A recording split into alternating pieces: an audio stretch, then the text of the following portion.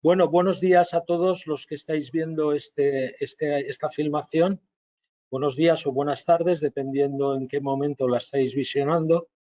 Y se trata de hacer unas recomendaciones sobre cómo en la hostelería y en la restauración hay que hacerle frente al COVID-19 para evitar básicamente que haya contagios, que es la batalla que hay ahora, evitar que haya rebrotes y evitar pues, que todo lo que se ha avanzado se pierda por culpa de contagios. Entonces vamos a introducir brevemente qué es el virus. El virus se llama SARS-CoV-2, que significa síndrome respiratorio agudo, y el CoV es coronavirus, y 2 porque es el segundo coronavirus de este tipo, del síndrome agudo respiratorio. No es un bicho, yo sé que popularmente se le está llamando bicho, pero no tiene nada de bicho, ni siquiera está vivo, no piensa, no es autónomo, no se mueve. Es un virus, y los virus son unas partículas, podríamos definirlas como una especie de paquetitos o bolitas de moléculas rodeadas por una capa, en este caso, pues de grasa y proteína. Y esta pequeña partícula, que es microscópica, que no se puede ver a simple vista, es la que causa la enfermedad COVID-19, que desgraciadamente todos sabemos los efectos negativos que tiene sobre la vida y sobre la salud de las personas. Yo quiero decir que desde el día 1 de julio el número de nuevos casos diarios no ha dejado de crecer en España. Se ha concentrado mucho en unas regiones que son Cataluña, Aragón, Navarra, pero es preocupante que una vez que se había conseguido que bajara mucho la incidencia de contagios, pues ha vuelto a crecer. En los últimos 7 días hemos pasado de 4,9 a 10,9. Estos son los índices que utiliza Sanidad cada 100.000 habitantes. La idea es que en una semana se ha multiplicado por 2, lo cual es preocupante. ¿Por qué? Pues porque las segundas oleadas de esta pandemia pues pueden ser tan peligrosas como la primera. Y el ejemplo más gráfico es lo que está pasando ahora en Israel, a fecha de hoy, que todavía no han alcanzado el pico de la segunda oleada, y ese pico está por encima del que tuvieron prácticamente al mismo tiempo que en España a finales de marzo, principios de abril. Es decir, no es un tema para ir jugando, no es un tema para descuidarse, porque es posible, ojalá no suceda, una segunda oleada, y esa segunda oleada puede ser más dura incluso de lo que ha sido la primera, de la que todos tenemos suficiente experiencia. Es muy importante el saber cómo se transmite, pero es importante desde el punto de vista práctico, porque si no sabemos cómo se transmite, difícilmente podremos evitar el contagio, evitar que se transmite. Entonces hay básicamente 3 vías de contagio del COVID-19. Uno es el contacto directo con la persona infectada, y por contacto directo incluyo desde dar la mano, dar un abrazo, dar un beso, cualquier tipo de contacto entre personas. En el caso que una de esas personas que entran en contacto tenga el virus, pues tenemos posibilidades de que pase a nuestro cuerpo, de que pase, por ejemplo, a las manos, y cuando nos toquemos la nariz o la boca se introduzca en nuestro organismo y a partir de ahí desarrolle la infección. La segunda vía, que es también muy importante, es a través de las pequeñas gotitas procedentes de la nariz o la boca de una persona infectada. Cuando canta, tose, habla, exhala, está al mismo tiempo esparciendo esas pequeñas gotitas de saliva que, si estás infectado, puede contener partículas del virus. Y evidentemente a partir de ahí puede llegar a la boca y a la nariz de otra persona y producir la infección. Y esta vía de contacto en el tema de hostelería es fundamental, porque la gente pues entra a un bar, habla fuerte, pasa cerca de otras personas y sin necesidad que llegue a estornudar, simplemente hablando fuerte, esas gotitas pasan a la atmósfera. y permanecen en la atmósfera el suficiente tiempo para que simplemente al respirar la otra persona que está sana esté inhalando esa partícula de virus y pueda desarrollar la infección.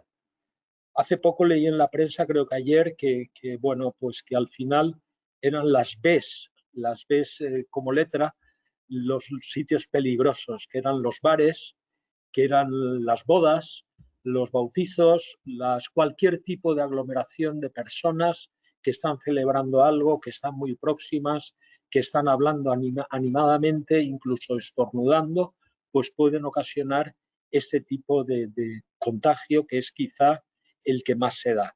Y el tercer vía de contagio es que esas gotículas procedentes del estornudo, del hablar de una persona, caen sobre objetos y superficies. Y entonces cuando caen se quedan allí. Y otras personas que tocan ese objeto, pensemos por ejemplo pues en una mesa, pues si aquí en esta mesa donde yo estoy se ha sentado alguien y ha estornudado y ha esparcido pequeñas gotículas por la mesa, el virus va a estar ahí.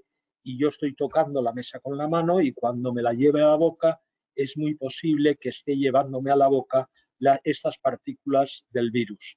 Porque como decimos, el virus por sí mismo no se mueve, no viaja, no se desplaza. Somos nosotros los que hacemos que pase de unas personas a otras por estos mecanismos que estamos diciendo.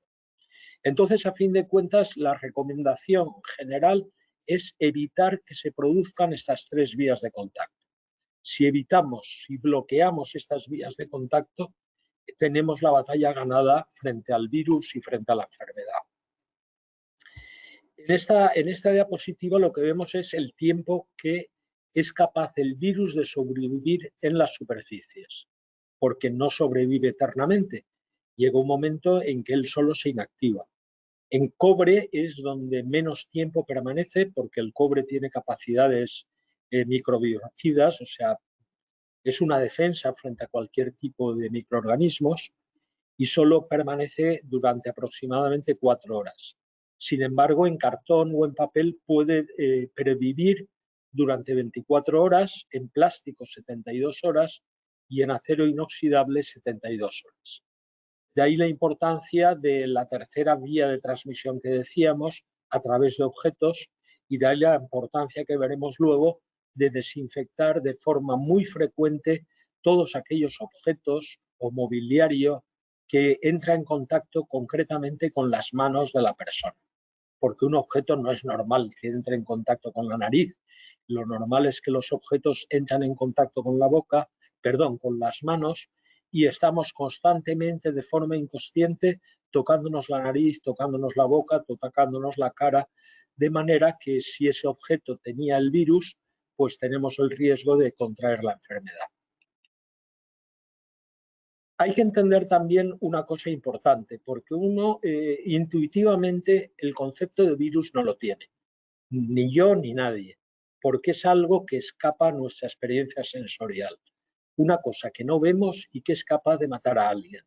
Y de entrada no nos lo creemos, porque nos creemos lo que vemos, lo que experimentamos con nuestros sentidos. Y ni le vemos, ni lo olemos, ni le oímos, nada. Entonces el virus ya hemos dicho que es una partícula, es una bolita microscópica de moléculas a fin de cuentas. Pero sin embargo, una vez que ha entrado en el organismo es capaz de invadir células humanas. Concretamente, en el caso de este virus, ataca especialmente las células que tenemos en los pulmones.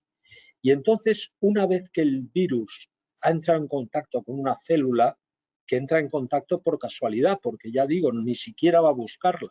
La inhalamos y llegará un momento que por azar entrará en contacto con la célula pone toda su maquinaria celular al servicio del virus. Y entonces funciona como una fotocopiadora. Un virus que entra en contacto con una célula, la célula se va a poner a hacer fotocopias, por decirlo de una manera visual, fotocopias del virus, como se puede ver en la imagen. Pero no va a hacer una o dos fotocopias, sino que va a hacer, a partir de un solo virus, pues se pueden generar 10.000, 100.000 copias de ese virus que a su vez una vez que la célula ha muerto, se van a seguir difundiendo por el organismo, atacarán a 10.000 o 100.000 células más, con lo cual tenemos un desastre auténtico para las personas que han contraído la enfermedad. El virus, cuando sale a la superficie, pues se difunde por todo el organismo y entre otros sitios llega pues a lo que decíamos antes, a la saliva, y a través de la saliva puede llegar a otro humano y a partir de ahí se repite el ciclo de propagación y multiplicación del virus. El objetivo, lo he dicho al principio, hay que tenerlo muy claro. Aquí el único objetivo, el principal objetivo es evitar los contagios. Todo lo que hagamos ha de ser para evitar los contagios. Y en el sector de hostelería y restauración hay que evitar los contagios. ¿Para qué? Para proteger a los clientes y para proteger a los trabajadores. Es decir, no se hace todo esto para proteger solo al cliente o solo al trabajador, sino a todas las personas que están en ese local de restauración o el local de restauración, que puede ser un restaurante, un bar, un chiringuito, cualquier tipo de local. Entonces, hay unas ideas muy básicas. Sabiendo lo que sabemos, que tampoco hace falta saber mucho más del virus, hay que aplicar el sentido común en primer lugar y en segundo lugar la responsabilidad. El hecho de que no lo veamos no lo hace menos peligroso.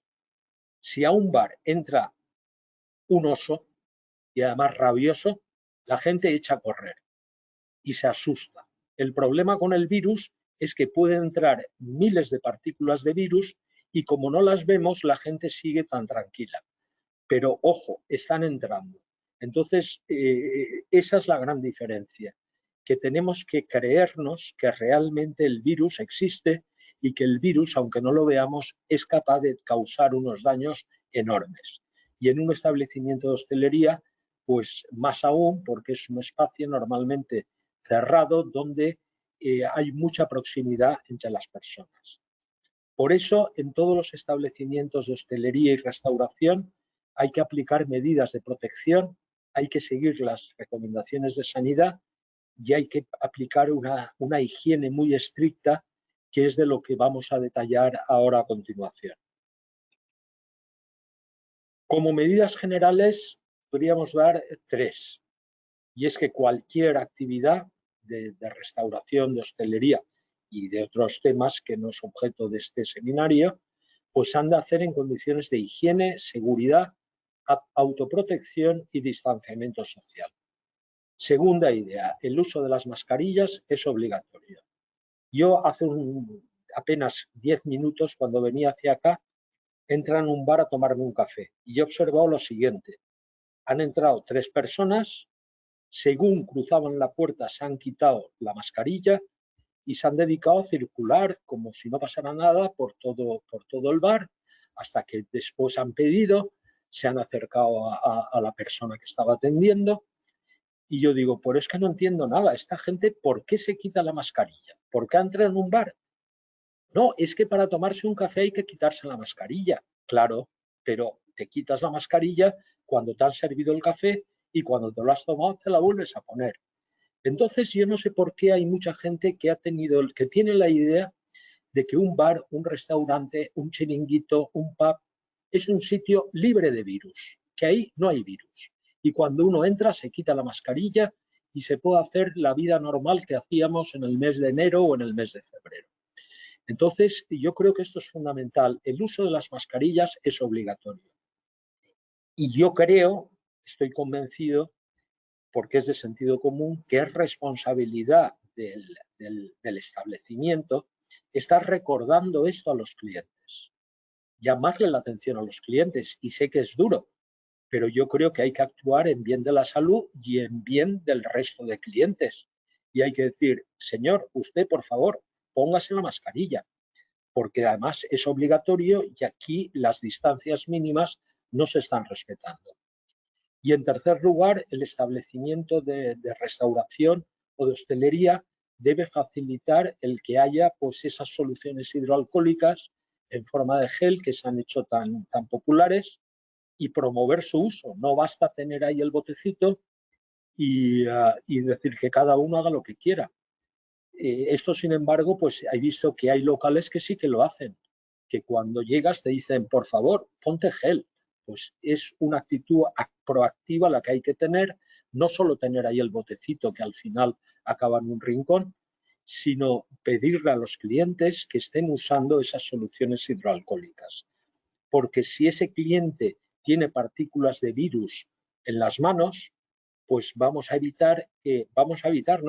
conseguir que esas partículas del virus se inactiven y por lo tanto ya no puedan provocar ninguna infección. Para la prevención, pues hay 3 tipos de medidas: la protección de instalaciones, la higiene del personal y la higiene del establecimiento. Y insisto en que lo que hay que hacer es bloquear las vías de transmisión para evitar los contagios, porque está habiendo contagios todos los días.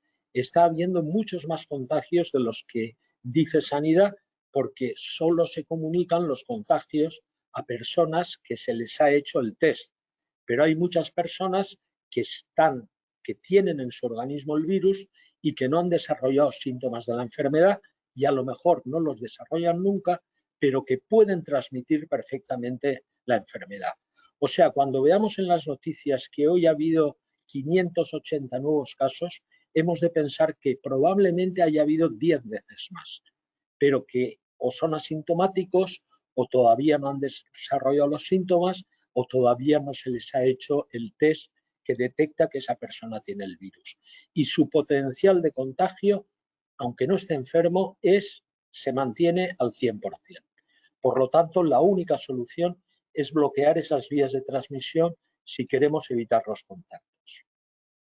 Hay 8 rutas por las cuales se transmite la enfermedad, que están representadas en este esquema. Es decir, están por un lado los trabajadores del establecimiento de restauración u hostelería, están por otro lado los clientes y está físicamente el establecimiento de hostelería y restauración. Entonces, si vemos las flechas, pues los clientes pueden transmitirlo a los empleados del establecimiento y estos a su vez estarán contaminando, por ejemplo, pues la copa que han cogido para servirnos si no se han desinfectado las manos. Y a su vez esos objetos, ese mobiliario del establecimiento puede contagiar, puede infectar tanto a los clientes como a los trabajadores. Los trabajadores se pueden unos a otros transmitir la enfermedad y los clientes también. Y lo estamos viendo en las noticias que casi todos los días se dan brotes en empresas de cualquier tipo, desde de hostelería a ocio o empresas industriales. ¿Por qué? Porque el sitio de trabajo es un sitio donde los empleados están muy próximos entre sí. Dicen, no, pero si es de confianza. Dice, ¿tú qué sabes si es de confianza? Él tampoco sabe si es de confianza. Aquí no hay nadie de confianza. Es decir, es que no le ha pasado nada en varias semanas. Yo digo, vale, pero es que ayer puede haberse infectado y él todavía no lo sabe y te puede estar infectando a ti. Entonces, ojo, los trabajadores entre sí se pueden infectar y pueden los clientes entre sí y son todas estas líneas rojas que marcan las rutas por las que el virus puede llegar hasta una persona y la puede infectar. Y se trata de bloquear, de romper esas líneas, ponerles freno para que esas situaciones no se den. Primero, protección de las instalaciones. Los elementos higiénicos en las entradas del establecimiento, ya lo hemos dicho, el gel hidroalcohólico, los desinfectantes. En segundo lugar, el responsable o propietario del establecimiento no debe incorporar al puesto de trabajo a ningún empleado con síntomas de la enfermedad, aunque sean síntomas leves. Es que estoy un poco resfriado y digo, pues quédate en casa. Mejor quédate en casa hasta que no tengamos seguridad de que no tienes la enfermedad. Porque si no controlamos ese tipo de personas que tienen algún síntoma de enfermedad, ya no de COVID, sino de enfermedad, tos, malestar, por supuesto fiebre, pues contaminaremos a los clientes, a los trabajadores, podemos contaminar los alimentos y podemos contaminar también las superficies. Una medida que es muy buena y que hay muchas empresas que están haciendo, y yo sugeriría que en la medida de lo posible se hiciera también en los establecimientos de hostelería y restauración, es que todos los empleados, cuando se incorporan a su turno de trabajo, se tomen la temperatura. Y que si la temperatura supera los 36,9 grados, pues tendrán que ver si pasa algo, tendrán que, como precaución, lo mejor sería que no entraran al trabajo. También puede fallar el termómetro, pues se puede tener varios termómetros para comprobar que esa persona está empezando a tener fiebre, porque la fiebre es un síntoma que se da siempre en los enfermos de COVID. Y en tercer lugar, informar a los clientes de las medidas de distanciamiento e higiene. Y como ya he dicho, hay que exigir su cumplimiento. No basta poner un cartelito en la entrada que al final no lo lee nadie, sino que creo que además en defensa del propio negocio, que el empresario y los trabajadores de hostelería y restauración pues deben en su propio bien y en el de los clientes informar a los mismos clientes que tienen que mantener unas distancias y unas normas de higiene y lo que decía antes, y las mascarillas. Y esto es algo que se puede exigir.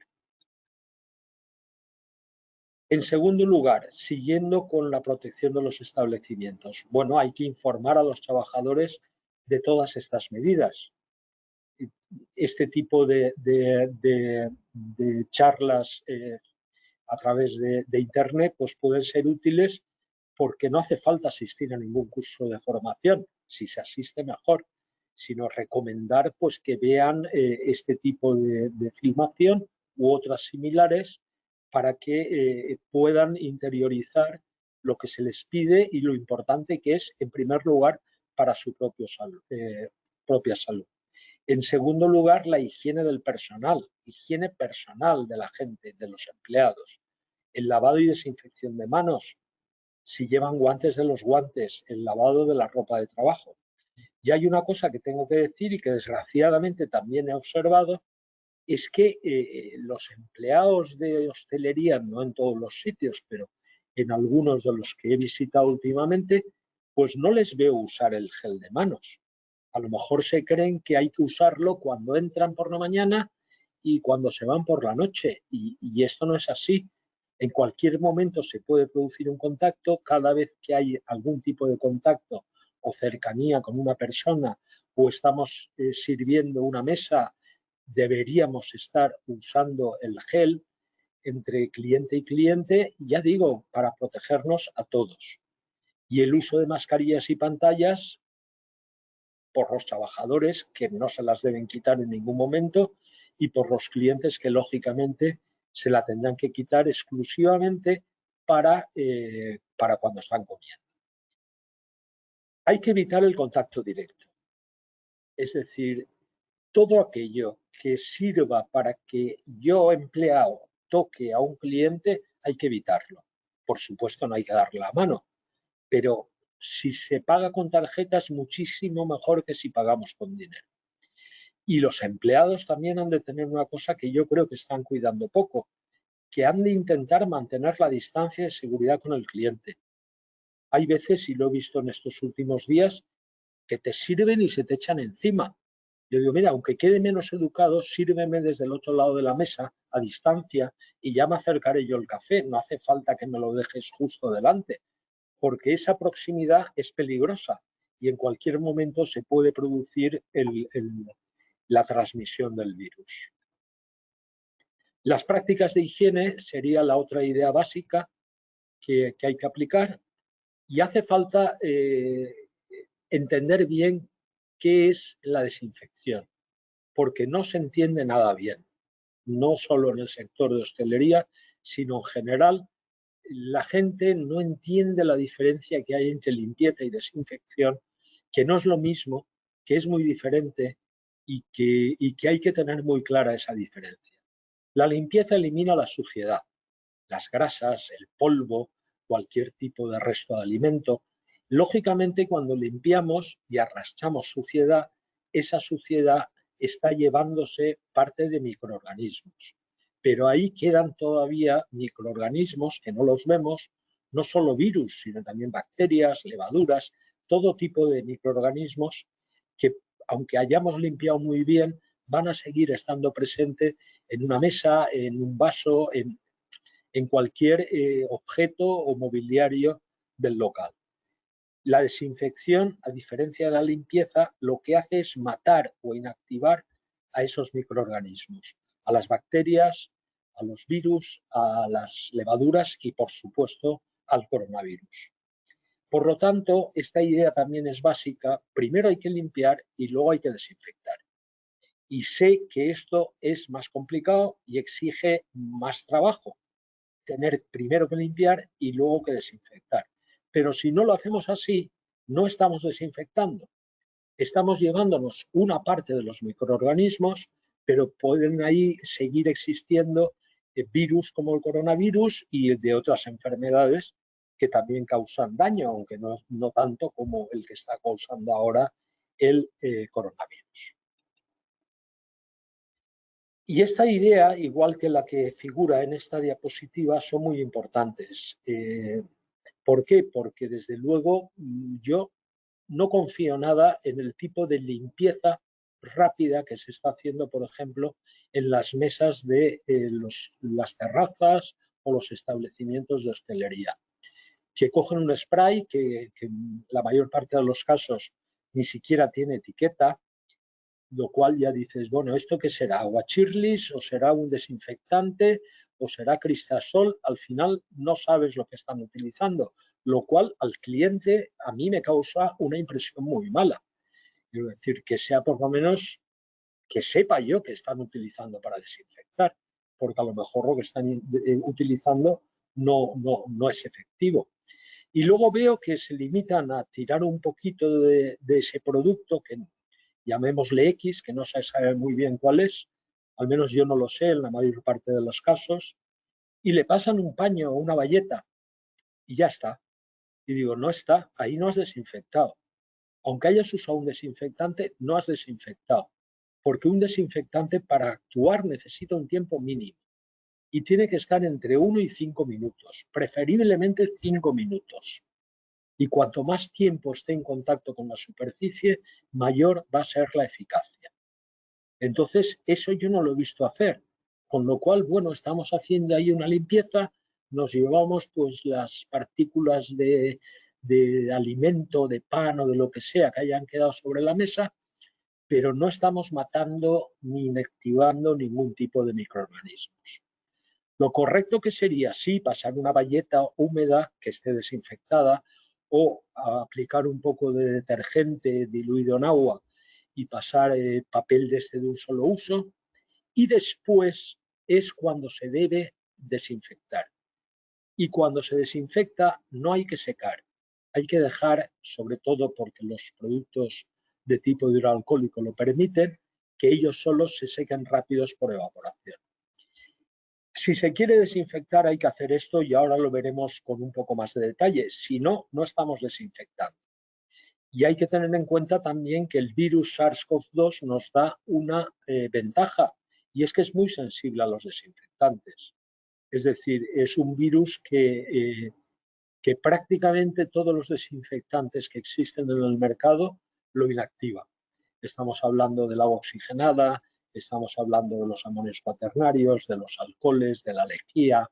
Es decir, todas las pruebas en general que se han hecho con productos desinfectantes atacan enseguida, o sea, son capaces de inactivar el SARS-CoV-2. Aquí sería cómo habría que hacer el lavado y la desinfección de las manos. Hay que hacerla, ya lo he dicho, con la máxima frecuencia. Y la máxima frecuencia debería ser después de atender a un cliente, después de tocar dinero, después de haber tenido cualquier tipo de contacto con un compañero o con un cliente.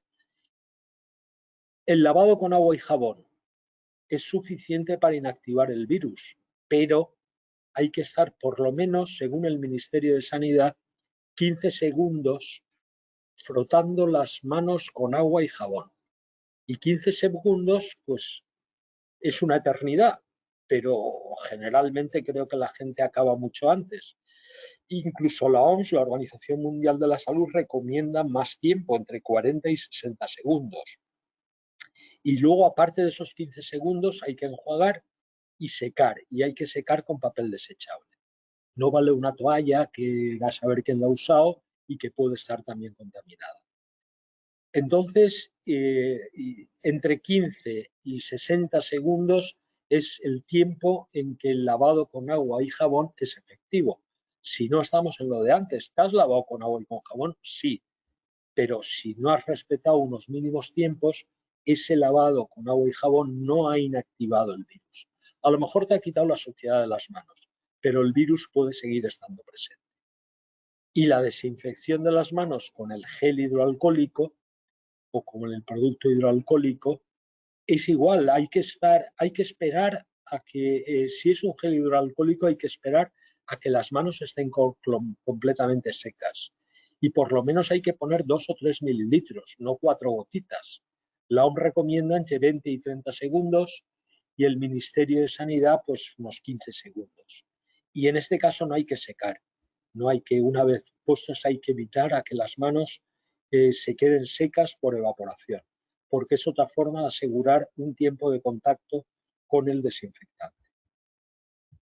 El uso de guantes. Me han preguntado mucho por el uso de guantes. El uso de guantes es peligroso si no se hace muy bien. Es una buena protección, evidentemente, pero no podemos creer que nos ponemos los guantes por la mañana y ya no pasa nada. El guante es una segunda piel y entonces hay que desinfectarla, hay que aplicarle el gel, hay que evitar que se ensucien, no hay que tocarse la cara y quitarse los guantes sin contaminarse las manos es una operación complicada. Hay que hacerlo muy bien para no estar quitándote el guante y al mismo tiempo contaminándote. Y por supuesto, si se usan guantes, deben cambiarse o desinfectarse con muchísima frecuencia. Y el otro punto, una vez que ya hemos visto cómo hay que hacer para lavar y desinfectar las manos, es cómo hay que hacer para desinfectar las superficies y los objetos. Hay que tener claro que los objetos más peligrosos son las mesas, las sillas, las bandejas, los pomos de las puertas, las manivelas, los mostradores, la grifería, la barra, las perchas, las mismas terminales de pago.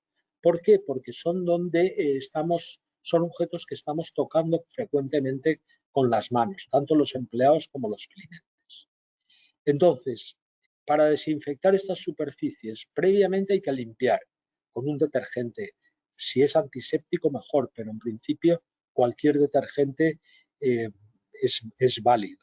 Y luego hay que aplicar un producto desinfectante. Para mí la mejor opción por el tema del secado rápido son los productos hidroalcohólicos, no los geles, sino los que son líquidos. El mismo alcohol que podemos comprar en el supermercado, diluido al 70%, es un desinfectante ideal frente al coronavirus. Diluido en agua, es decir, 70 partes de alcohol, 30 partes de agua, tenemos un desinfectante hidroalcohólico perfecto. Entonces ese producto hay que usarlo ya directamente sin diluir más y la mejor manera es este tipo de pulverizador que figura en pantalla, que esto se encuentra en cualquier sitio. Vamos, yo lo he encontrado en internet. Hay de 2 litros, de 5 litros, de 1 litro, que son estos que cargas como si estuvieras hinchando la rueda de una bicicleta, cargas con aire para producir una presión y luego al apretar la pistola lo que te sale es una pulverización muy fina que se difunde muy bien, por ejemplo, en la superficie de una mesa o en una barra o en el pomo de una puerta. Y esto es muy cómodo porque no hay que tocar nada, simplemente es pulverizar y si es un producto de tipo hidroalcohólico se va a evaporar solo. No hay que pasar ningún papel, ningún paño, hay que dejar que el producto se seque por evaporación. Y con esto tenemos una desinfección muy eficaz y nos aseguramos que si el virus ha llegado a estas superficies, con esta operativa lo hemos eliminado totalmente. Cuando se utiliza productos no alcohólicos, se actúa igual. Hay muchos desinfectantes comerciales que llevan amonios cuaternarios, agua oxigenada, lejía diluida.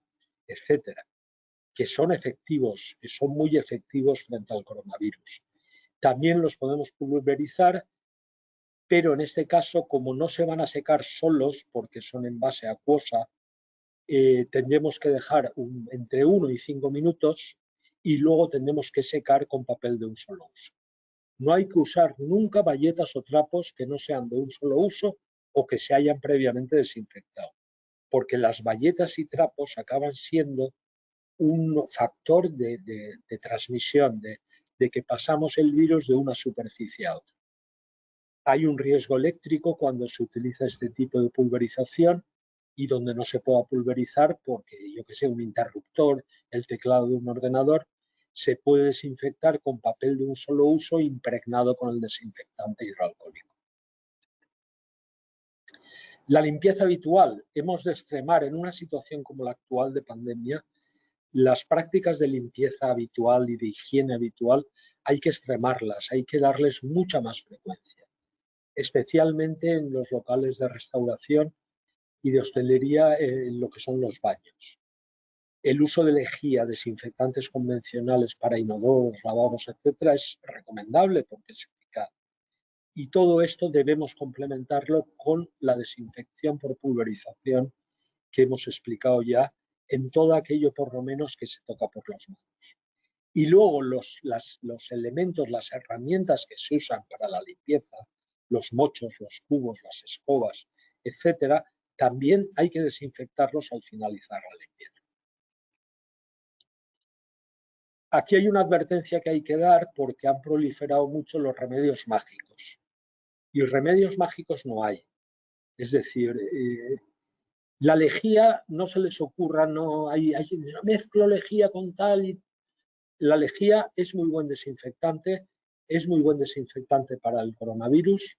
Sin embargo, hemos de saber que es corrosiva y que no hay que mezclarla con nada, porque podemos crear un verdadero problema. Podemos estar generando productos tóxicos y cancerígenos.